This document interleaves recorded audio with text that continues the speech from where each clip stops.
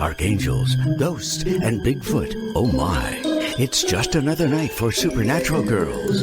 Real stories, real answers to life's biggest supernatural mysteries. And now for another exciting interview with paranormal experts from this world and others. Here's your host, paranormal researcher Patricia Baker, on the one, the only Supernatural Girls.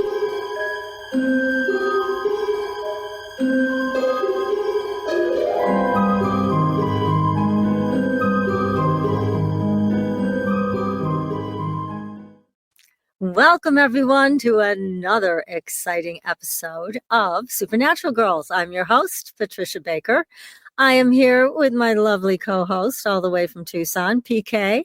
How are you tonight? Absolutely fabulous with our warm weather here today. Oh, I can't help but brag a little bit. 88 the back patio.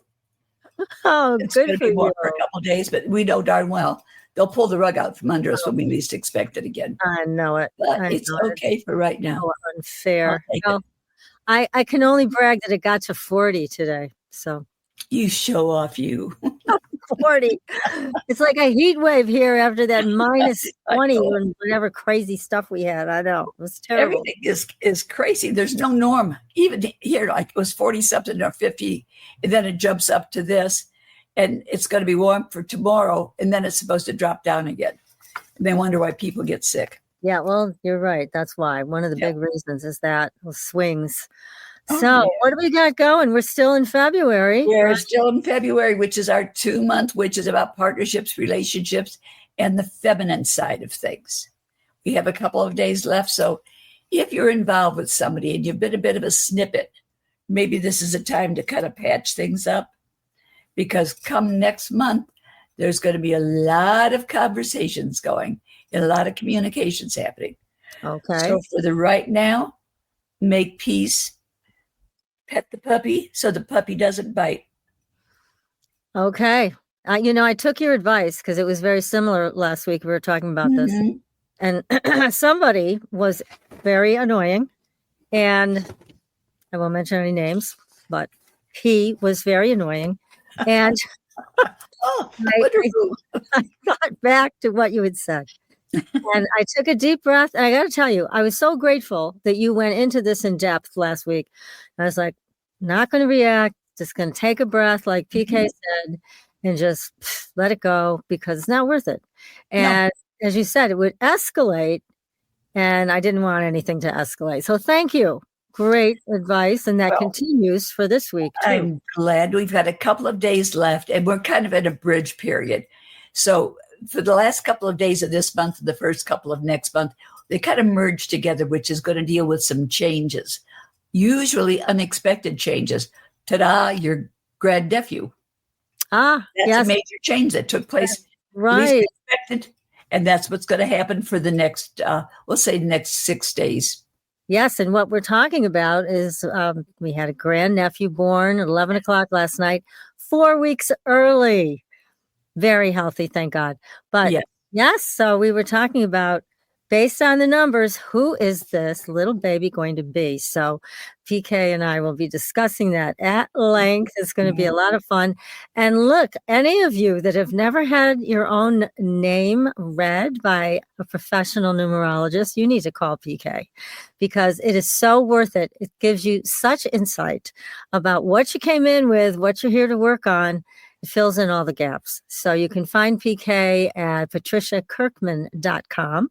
She is on our Supernatural Girls website and on her own website. So make sure you give her a call. I've learned so much from you, PK. And thank you for that. It's the nicest part is it gives us opportunity to kind of, shall we say, dodge some of the bullets that we have to deal with on a day-to-day basis. It does help. Yes, absolutely does. It's wonderful. I still go back and I still review me on a monthly basis, and I'll take a look at different days. I have a friend that I've taught how to work with this, and she said, oh my God, it was a 7-day. I knew I was going to sleep last night. And she didn't. Every time she deals with the number 7 on her particular chart, it ends up sleepless nights. Ugh, not fun. Well, at least then she knows what to expect. Yeah, she knows that she's in for that particular night. Yeah, absolutely. Mm-hmm. Well, we are going to be delving into one of our favorite topics. Yes. Dreams. You know, we both love dreams so much, and we've got a real expert here with us. So tonight we have Nikki Wardwell Sleath. There she is. She's beautiful. Yeah, definitely. She is a formally trained witch and longtime occult teacher. She is the founder of the Society of Witchcraft and Old Magic and holds a master's degree in integrative health and healing. Also another favorite topic of ours. Mm-hmm. Nikki is a Reiki master teacher and is trained to the highest level of shamanic dream teacher facilitator, training in Robert Moss's School of Active Dreaming. She has worked with clients and students for many years, focusing on dream work, shamanic style healing sessions, tarot readings, and addressing spirit issues, and so much more. We're going to find out all about it. And you can find Nikki at her website, which is NikkiWardwellSleath.com. And Nikki, welcome to the show. Oh, thanks so much for having me. What a nice introduction. Geez. Well, we are so thrilled to have you here. And first of all, how did you get into this whole topic? And so many topics you're involved in, but all in the paranormal. How'd you get into it? Well, you know, I actually wrote a book about that. My first book many years ago, which I self-published, called You Might Be a Witch, just to explain how your average chick from the American suburbs growing up in a very typical situation can somehow become this occultist professional. So how it all started was actually just when I was in college. It was that age, 19, 20, 21. I started noticing my psychic abilities following a pattern over the course of the year. And it would ramp up, you know, in the fall, and my deja vu, my experiences of knowing, you know, precognitively what people would say and do would be so crisp. And then it would kind of taper back to my normal levels of intuition, you know, and I started, after a couple of years and seeing the pattern recur, I started researching it. You know, I started saying, why could this be? I found the practices of modern day witchcraft. I found deeper levels of astrology than I had ever studied, you know, or read about before. And I was instantly hooked. You know, I was lucky enough to find some good resources right off the bat. And I, you know, it was revelatory. You know, when I found information on what the sort of, you know, mainstream beliefs about modern witchcraft and the practice of studying the mysteries in the style of earth-based religions was, I knew that that was going to be me forever. You know, and when, as a child and a teenager, I just thought that I wasn't really a spiritual person because I wasn't connecting with the church situations that I was exposed to. And that couldn't have been further from the truth. You know, I'm an extremely spiritually oriented person, but it has to be through, you know, the organic exploration of the mysteries, which is really the study of all things energy and consciousness oriented. Right. So, wonderful. Gosh. Yeah. So you've had a long and illustrious path here. And tonight we're going to be talking about your new book, which is fabulous. And it is Dream Sorcery. I love it. I have a copy here. Yeah. I'm jealous. I don't have a physical copy yet. No. Oh, well. No. You should remember it. I guess they figure I've already read it, so I don't know. But it's a beautiful cover. I love it. Very pretty. Great content. One of the big questions that PK and I have been discussing all week is about becoming lucid. And this is something that you address very well in this book. So how about, can we start there? Because lucidity is not easy. It's not. Yeah. So how do you help us all get there? Well, it does require some work and some practice and a true desire, you know, to keep your focus on that goal. one of the things that I get asked a lot is, hey, Nikki, I had this dream, blah, blah, blah, and was it a lucid dream? And my answer to that is always this: if you have to ask that, then the chance is it probably wasn't. Exactly. Because the experience of being, and we'll say fully lucid, because there actually is a spectrum, where you can be partially lucid and not quite be totally there, and then you don't get that full experience. But in full lucidity, without a doubt that you are functioning with a dream. But the key is you also know simultaneously everything about your life here in physical reality. That's the difference, because sometimes people will say, well, I had a dream where I was having a feeling that I was dreaming, or I was talking about dreaming, or I realized that I could fly, which doesn't necessarily mean that you're lucid. If you realize you're dreaming, but you're still scared of, let's say, a threat in the dream or something, that's not full lucidity, because if you were fully lucid, you would understand that your body's in your bed and it basically feels like functioning as a spirit in the dream. And one of the big benefits, I think, of trying to attain lucidity relatively frequently is that it validates the deep knowing that our conscious awareness is not localized just to this body. It gives us some firsthand experiences of that, so that we come back here and live more richly in the physical life without fear, because we don't have to worry that, oh my gosh, this is it, and I have to worry about what comes after. My exploits in lucidity have kind of given me confidence in what comes after. Yeah, which is helpful. And it does create, I think, a whole level of awareness and increase in consciousness all the way around. But it's not that easy to attain. Now, what are the tricks and tips so that we can start practicing this? Yes. And my book does go through all of these in more depth and gives you exercises and ideas on how to implement some of these things. But here are the things that I consider really crucial for predisposing yourself to becoming lucid in dreams. It's essential that you have good dream recall as a base. So if you don't normally wake up and recall your dreams, it's going to be difficult, because you can actually become lucid and not remember. If you don't remember your dreaming, then you won't remember becoming lucid in your dreaming. Good point.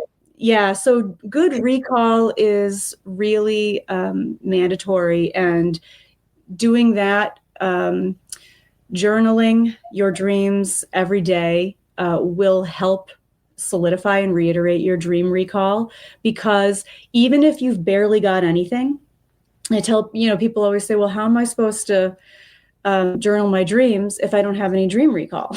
It's like a chicken and the egg. And I say, well, you should write something down when you wake up, whether you remember a dream at all or not. So when you wake up, you should write the date. And even if you've got nothing, right? Well, I don't remember a dream, but I'm kind of groggy, or I feel like maybe I was in water in my dream, but I don't have any of the details. Even if you have a snippet or a tiny fragment, that's still really valid and something worth writing down. Sometimes you might not remember a dream, but you might wake up with a certain song in your head, or a certain mood, or a feeling in your body, and you can write that down. And what you're doing is you're showing your subconscious mind that you value that moment of being able to, for a brief instant, remember what you were doing in that other non-physical reality and bring it back with you into this one as you begin to become aware of your physical surroundings on waking. So dream journaling is huge and so helpful.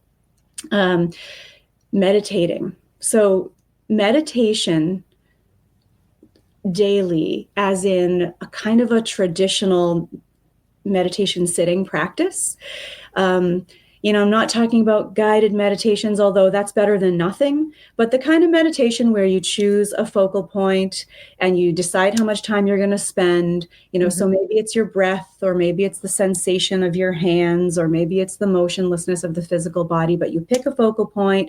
Let's say you're going to do it for 20 minutes, and you just keep trying to rein your awareness back to that focal point, even if your mind wanders away from it thousands of times in the course of the sitting, which is the nature of meditation. And it doesn't mean you did a bad job. It's rigorous, Yeah. Well, you want to keep watching those thoughts, not engaging with them. So yes, totally. And I feel like one of the big characteristics of lucid dreamers is an ability to hone mental clarity and mental focus. And so that trait is really cultivated through a daily meditation practice. Now, if I can interrupt for just 1 second, I see one of our listeners has written in, it's an out-of-body experience. Now, I have different experiences that I would call out-of-body that are different than lucid. What's your take on that? I think you can have out-of-body experiences in lucid dreaming, but not every single lucid dream is necessarily an out-of-body experience. There's an author called Robert Bruce who talks about this to a nice level of detail for those that are interested. In his book, Astral Dynamics, he talks a lot about astral projection and lucid dreaming and the places where they overlap. In fact, I did have one really awesome experience that, because I have done astral projection as well, but I don't try to discipline myself towards that as much as lucidity, because I've gotten so much more meaningful work done in the lucid dreaming state than I have during the astral state. But I did attempt one time the difficult feat, I wrote about this in the book, of trying to astral project from within a lucid dream. And I was like, it's hard enough to hold on to a lucid dream for a long time. Am I going to do it? But I did do it. It was really something. So speaking of, for the listeners that are interested in out-of-body experience, so I became fully lucid, meaning I had the revelation that I was dreaming, and I already had decided that this would be the next thing I would try to do upon my next lucid dream, would be to try to astral project from within the lucid dream. So I began projecting energy with my arm to create a round portal, just like in, Doctor Strange, like movies like that. And it worked. It held, and as I'm drawing and projecting the energy, because things work differently in a non-physical reality, you can do that and the energy construct will hang in the air. And I chanted to myself, when I move through this portal, I will leave my physical body. When I move through this portal, I will leave my physical body, a few times until it was really glowing.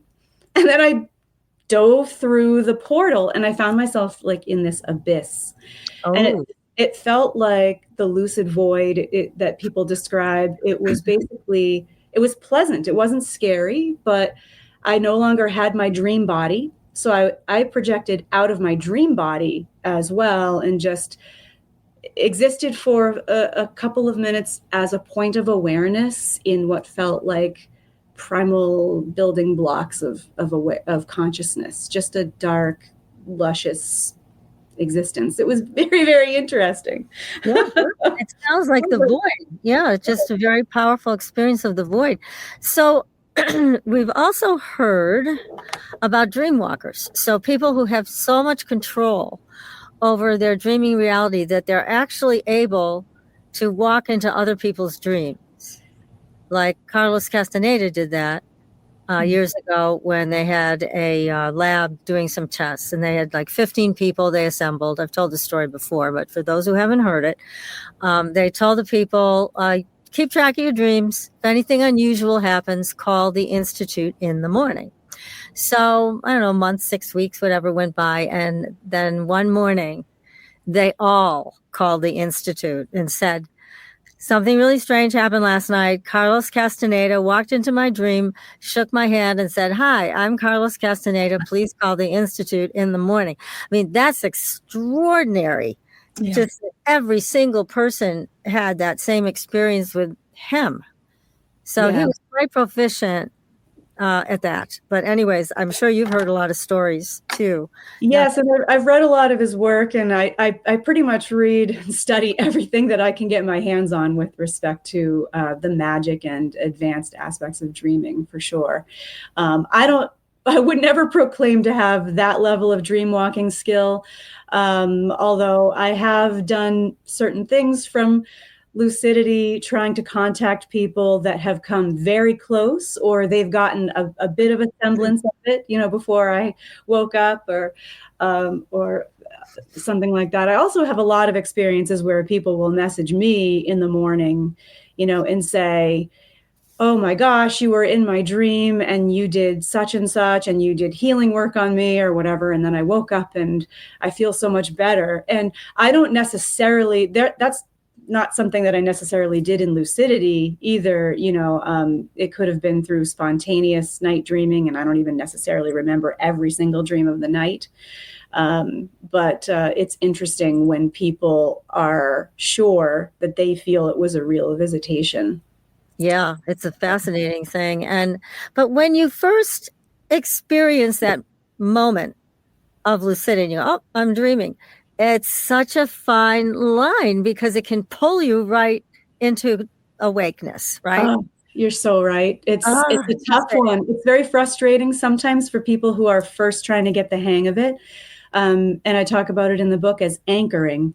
And the need to anchor within the dream is really important, because if you don't, you'll wake right up with the excitement of it, because strong emotions or a lot of movement or things like that will often pull you right back out. And then you'll be kicking yourself that, you didn't have the opportunity to do something cool with that environment while you were there, because that's where the juice is in really deciding, what do I want to do when I become lucid? But we haven't even gotten into the rest of, that you've got to be reality checking and all of these other things for the people that want to get there. That's another one of the bullet points. That's right. I know I interrupted you. And so talk to us about reality checking. How do you do that? Yeah. So you have to kind of choose, I would say, at least one favorite method, and not too many, that you make a point of doing all the time. Some kind of technique that helps you test the nature of your reality, and you need to make it a habit.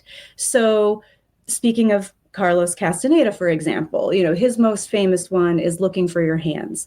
Yeah. So, if you read The Art of Dreaming, where his mentor was trying to get him to become lucid all the time, he had him look at his hands. So what this means is, while you're awake, for that technique, you would physically look at your palm and you really study it. You inspect the details of it. If you have rings on, you look at those.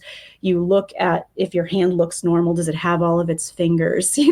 Then you turn it over and look at the other side and look at the differences there. And you're supposed to be really mindful when you do it, and then you turn back. And if you're dreaming, many times when you go back to the first side, something will morph, because the nature of our information intake in dreams is very fluid and subject to change. Things aren't physical, so they can shift and take on different, appearances very easily. So if you're dreaming, you might all of a sudden have an extra finger, or your normal accessories aren't there, or your people's hands have become webbed, or it's just not visible. Something will happen and you'll go, oh, this is a dream. And often when you have that revelation after a reality check, it is accompanied sometimes by a very specific sensation. I call it the rain stick effect. You often feel your dream body have a set of tingling that will go and rush down through you, and everything becomes crisper and clearer and really vibrant in the dream. And I say this all the time, but I attest to it. It feels more real than waking reality to me. But reality checking is huge, because so the idea is that if you pick a technique like that, that you want to get in the habit of doing it all throughout the day, at least once an hour, if not more, so that it's such a habit that eventually you'll also have that habit in your dreams, and you'll check your reality while you're there, and it will occasionally predispose you to becoming lucid.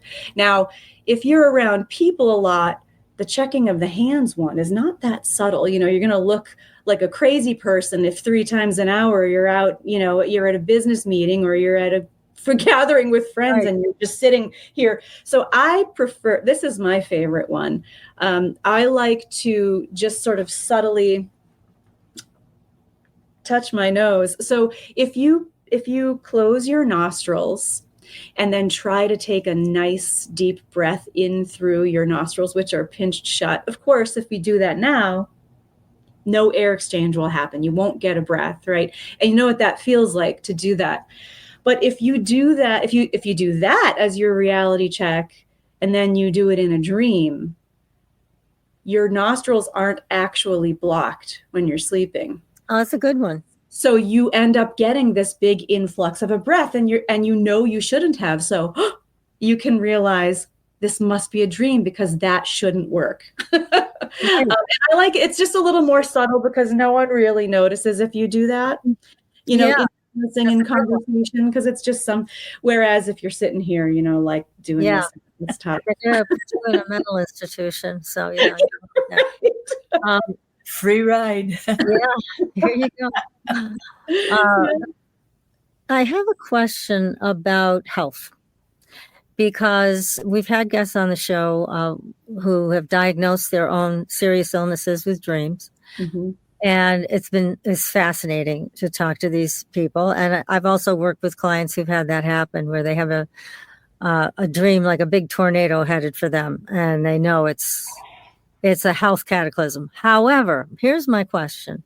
I'm wondering, do you get an edge with answering health questions in your dreams when you're lucid? I mean, does that help so that you get a more complete answer, more accurate answer?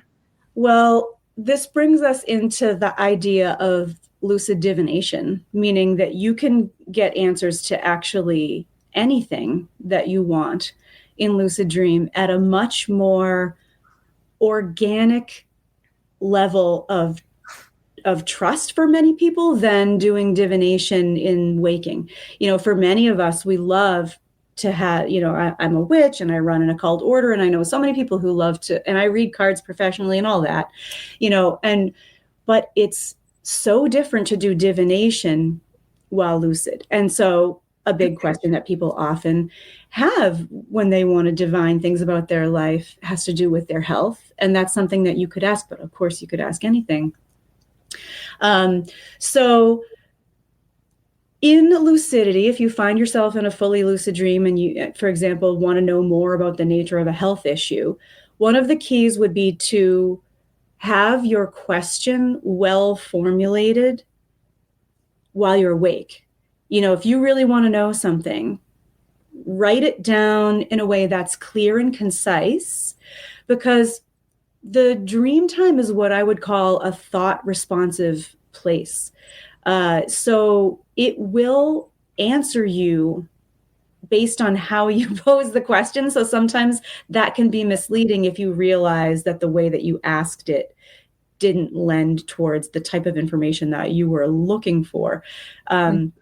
For example, I mean, this doesn't have to do with health, but I've done a lot of spirit summonings and things like that in lucid dreams. So you can, I write this in the book.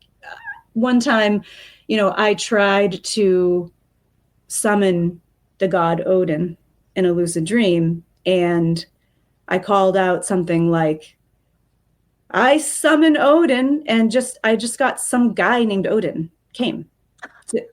So I needed to have specified. So I learned in the future that I needed to fix my question. Yes, I was like, oh goodness, I need to fix my question. And so, oh my God, that's hilarious. Yeah, and surprise. Yeah, and so the next time I tried, I reworded it to say, I would like to speak face to face with the famous All-Father of Norse mythology, known as Odin. So I was much more specific. So if you want to divine a question about your health, it's good to be really specific. Like, let's say, you're a cancer survivor and, you're trying to keep that, well warded off, I would ask a really specific question, about how to proceed, or what is the status of, and put some very specific wording, or how do I proceed with supporting the health of this in my physical body, so wording is important. And then in lucidity, after you pose a question, and it's as easy as that, you just can state your question aloud to the dream time. And then what I like to do is you don't need to accompany it with a gesture, but anything that helps you to remember to clear, so that you are dropping expectation and that you're ready to just accept whatever it is that the dream gives you in response. You'd be shocked. It will astound you what you can get information on that way. Yes, and I do know a lot of people who have not only asked questions about their health within the lucid dreaming state, but also performed healing magic in the lucid state, which would be a next step. Like, let's say you found out, okay, here's the thing. Obviously, we should still be following up in ordinary reality with medical care that is appropriate. We cannot take dream reality or magical methods alone, as a full-on answer for our medical care. So I would never claim that, and don't do that. But as an augmentation to your proper medical care, you can perform healing. There was a story I heard from another lucid dreamer who he was going to have a role in a big tennis tournament coming up. And his knee arthritis had gotten really bad to the point where he could barely hobble around the house, let alone go and, win this tournament that he'd earned the rights to get into. And so he decided that he would try to become lucid and see if he could perform some healing on his knee. So he came into the dream, and this was told to me by another lucid dreaming class I took a while back. But and he shouted out to the scene, "I wish to heal my knee pain," and a bowl of milk appeared. So you never know what's going to happen, when you put your prompt out there. So he was like, and I can't remember if he drank it in the dream or put it on his knee in the dream, but he understood somehow that maybe, milk is good for your bones. And there was some kind of energetic metaphor here, and he did wake up with like 90% less pain and was able to play in the thing, which you could say, well, maybe that was a coincidence, his arthritis, just backed off for the time being, or the symptoms weren't really bad that day. But what I always say, whenever some kind of magical intervention seems to coincide with a pretty astounding result, what I always say is, well, it certainly didn't hurt. I'm always happy that the result came, whether or not it was, directly a cause of all of the supernatural influences, we try to go at it or not. Well, when somebody's in pain, who cares where that relief comes from? Oh, isn't that true? Right, PK? Right. People say, oh, it's the placebo effect. And I go, great, because it's the effect. You got the effect. You want the end result. Yeah. We want to be pain-free. So, So that's fascinating that you can use that level of clarity that you get in a lucid dream and bring you more information. I think you're still somewhat left with interpreting the symbolism of your dreams, which a lot of people find very difficult.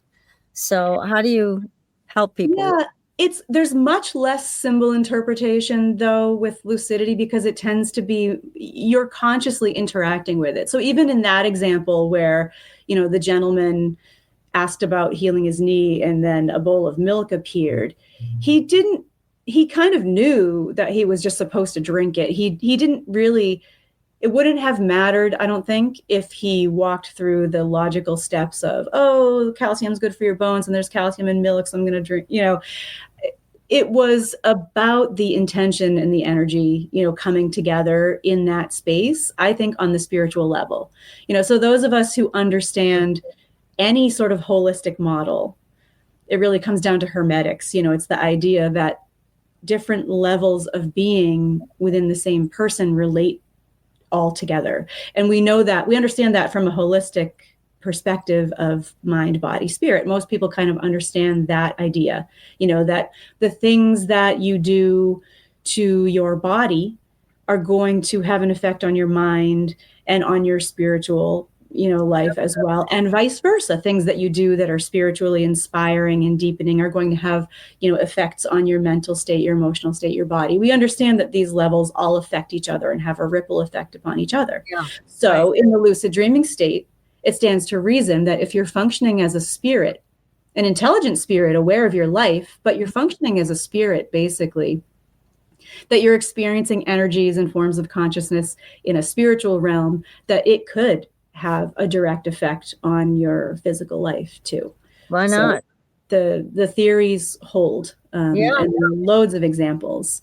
I've done some healing on myself in that space too, and it wasn't as cryptic as the bowl of milk story. I one time was just asked by another dreamer, like, hey, let's see if we can do something to heal ourselves in our lucid dreams. Right. So I had a sore shoulder at the time. I mean, I'm fortunate that I don't have any, like long-term other sort of pathologies going on. So, but I worked out a lot. My shoulder was bothering me. So, and it was chronic. So I said in the dream that I would like to heal my shoulder tendonitis.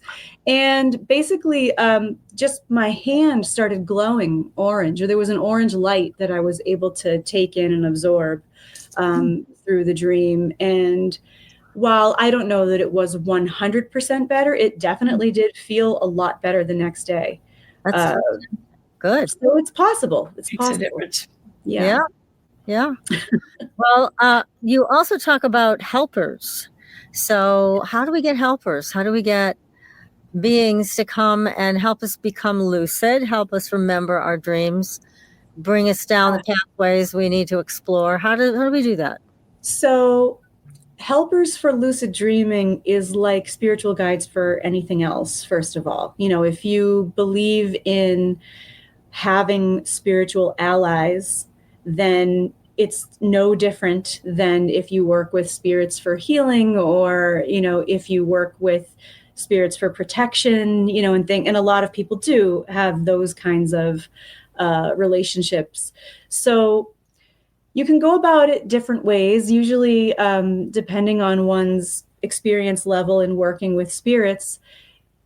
Most people need help finding someone. So that's why, for example, in my book, I do have a section where I talk about a bunch of different deities, angels, and spirits that are known to have talents within the realm of dreaming, so that if you were to develop a relationship with one of those, then you could call on them, you could, pray to them, for lack of a better phraseology, or say an invocation to them at bedtime, that they help you find those inroads, because that's possible. And even Carlos Castaneda, alluded to that as well, because he started meeting beings through his lucid dreams. And then he realized after a while that they were actually having an effect on his non-lucid dreams to try to help prompt him to continually reattain his lucidity. So your spirit allies can help you with that kind of thing.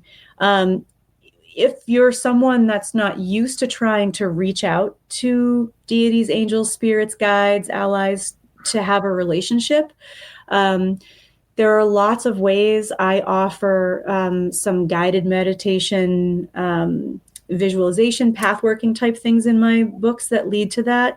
And actually my book prior to this one which is called The Goddess Seals. That book is all about using the intelligence and talents of goddesses and developing relationships with them for all different kinds of magic, dreaming included. So one of the chapters in that book is about this little-known Norse goddess named Niorin, who is a goddess of dreaming. Oh, yeah, there it is.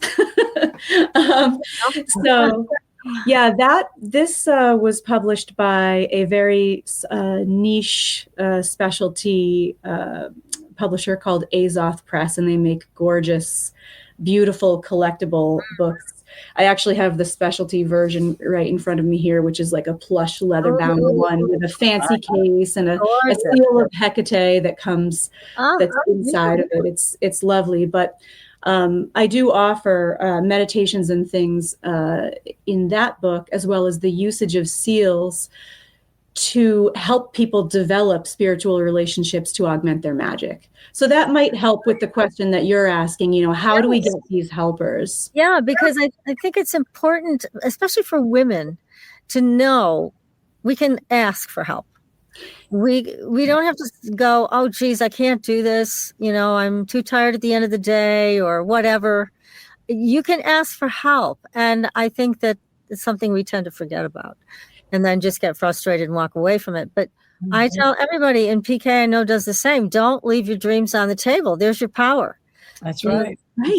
Don't accept that you can't remember your dreams or you don't have time or whatever. That's no excuse, because power, that is just raw power right there. It is. And that kind of asking for help is incredibly powerful. You're not, the energies of the goddesses and the guides, I find they aren't going to just do stuff for you. I don't feel like you have to feel badly. People will often say, well, why would they want to help me? Why would a deity or an angel or a powerful guide or a wise spirit ally, why would they want to help me? I feel bad. I feel like I'm just asking for a handout. No, there's a lot of reasons why it's beneficial for them also to interact with us. For one thing, we have physical bodies. We tell stories on this physical earth. If we have relationships with spirits, it's a way that they still get to have a memory here, a foothold here, their stories told here. Their energy stays alive here through us, just in the same kind of ways that we talk about, the energies of our ancestors staying alive through our memory and our appreciation and that kind of thing. There's lots of reasons. And it could be that doing that job of reaching forth to a physical realm like this and helping humans is part of their role, in their spiritual development. Right? They're supposed to do that. Yes. I believe that the allies and the guides are no different than us in the sense that they are also evolving spiritual beings on their own unique path. Even though they are famous many times to us, like we might go, oh, why would Isis want to help me? Oh, why would Freya want to help me? Yeah. They're part of their role, their job. Like my job is to do healing work with people and write things that inspire them in their magic. And that's my job here in this existence. But in their existence, their job may be to help the witches, the supernatural girls, the people who seek the mysteries. So I don't think they mind whenever it's done respectfully. I've had nothing but wonderful experiences. That's great. I have this experience on and off where I just keep traveling into the different dimensions. It's not as interesting as it sounds. I actually get very frustrated. It's like, why am I here again? Or why am I in this dimension? It's like, get me out of here. Now, if I wanted to ask one of these deities or use one of the sigils that you're referencing in your book, what would I use to help me get out of the interdimensional travel into something else? Mm-hmm. Well, I'm not really sure what's going on with this interdimensional travel. If I don't have an idea of what the goal. Are you talking about in your dreams? Yeah, I just slide into another dimension. Oh yeah. Well, it's like, what am I doing here? I don't really want to be here because it's not that interesting. So every once in a while I'll get an interesting one. But yeah, it feels like I'm going sideways instead of having full access. So I was just thinking, well, who should I ask for help? Yeah, so you could if there is a guide or a goddess that has dream skill now that you feel drawn to, now you've got dream sorcery there in your hand, so you can actually look through the chapter on lucid dreaming guides, and I give an example of the reader trying to intuit for themselves by different methods, like which one of these you might have sort of the best connection with. And then you could make a request, to them verbally right before you go to sleep. If it's the case of one of the beings that I've already offered a seal for, like Ulka in Dream Sorcery, or like Niorin, the dream goddess in Goddess Seals, you can actually print out a little copy of that and put it under your pillow. Ooh, that's so having a dream seal like that, so a seal is different than a sigil. Mm-hmm. A sigil it contains an energy signature, and that's how you can kind of remember it. It's right there in the word of language. Like, so a sigil will embody the broken down fragments of a goal statement, like the words, but made into a little pictorial glyph and then activated. But sigils are usually supposed to be used for the person only who makes them. But these terms, get thrown around and people publish all kinds of stuff. So, I'm kind of a classicist. I tend to really study back through the occult world. The seal, though, is any kind of image or pictorial set of symbols that was channeled and then created with the permission of the spirits that are going to be attached to it. And the seal is formally consecrated in a ritual setting such that it's then able to be used by anyone who learns how to use it. So there are magical words for seals, at least all of the ones that I create. There are, not necessarily true of every grimoire of seals out there, but these are things that you can do that might help sleep and dream time goals like that, because then you've got it's something that kind of is a VIP calling card to those spirits right with you while you're sleeping, that they can help you redirect in the ways that you might want. Now, for you, it also sounds like if you could become fully lucid, yes, you would set your intention before going to sleep. But if you could become fully lucid, that would also be an answer to your interdimensional problem. As a jumping off point, instead of just going along with whatever it is that's happening in that spot. So yeah, that's right. It could. So I'm going to go through that chapter. Yeah, if you become lucid, then you can just and you see that you're in a place where you don't want to be. You can say, I want to go. Or it doesn't even matter where you are. You can say, like, put me in a place where I can do healing work. Or you can say, I want to go talk to my favorite goddess Hecate. Or you can say, I've time traveled. You can say, I want to, time travel to a scene related to, pick a time, but so if you have a goal in mind that you'd like to do, instead of that interdimensional, rabbit hole that you're getting drawn down and you become lucid, you can redirect yourself to it. That's a great idea.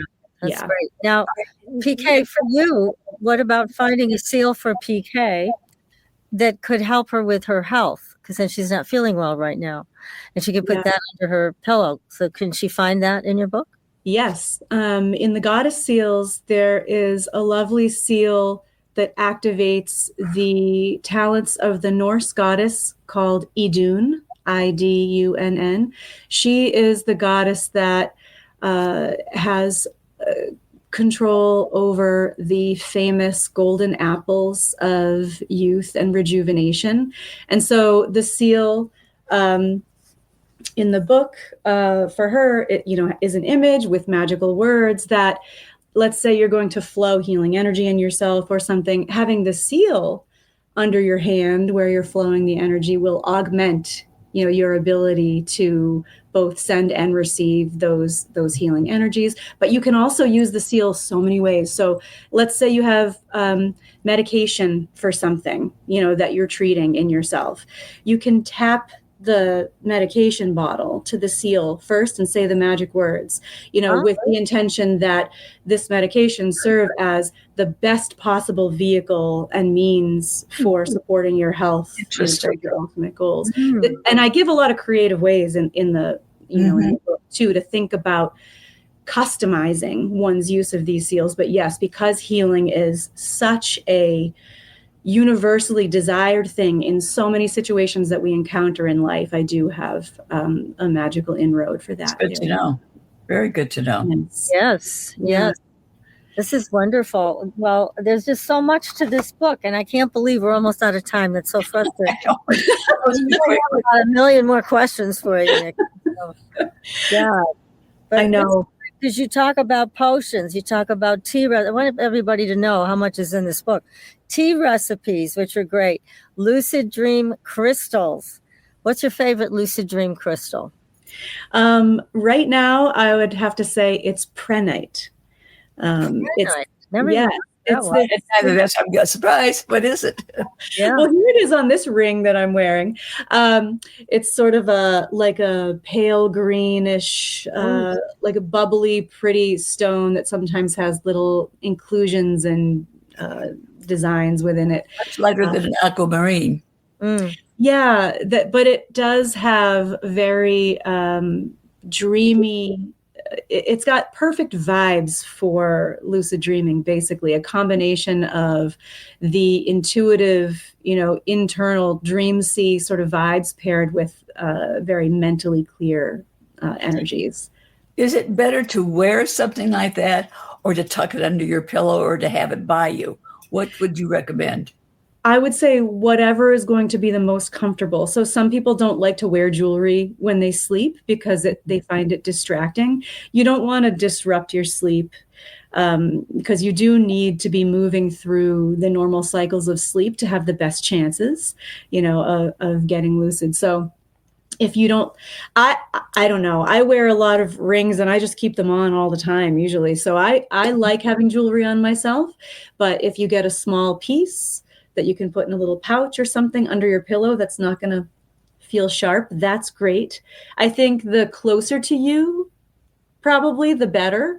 The nightstand is great if you aren't comfortable having something in your bed.